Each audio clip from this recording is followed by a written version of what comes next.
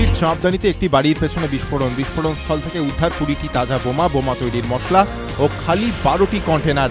আজ দুপুরে চাঁপদানির পিবিএম ও আরবিএস রোডের মাঝে একটি বাড়ির পেছন থেকে বিস্ফোরণের শব্দ শুনতে পান স্থানীয় বাসিন্দারা। বোমা বাঁধার সময় এই বিস্ফোরণ ঘটে বলে পুলিশ সূত্রে খবর।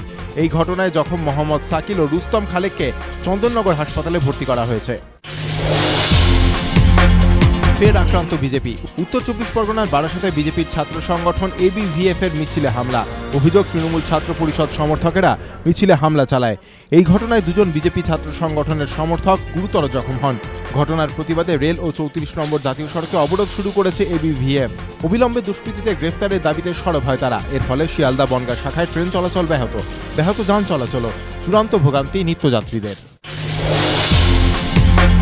প্রেমে প্রত্যাখ্যাত হয়ে ঘুমন্ত কিশোরীর মুখে অ্যাসিড ছোঁড়ার অভিযোগ, আহত কিশোরীর ভাই ও বোনও। মুর্শিদাবাদের জলঙ্গি থানার জোটসিরাম গ্রামের এই ঘটনায় গ্রেফতার 2। আক্রান্তরা ভর্তি বহরমপুর মেডিকেল কলেজ হাসপাতালে।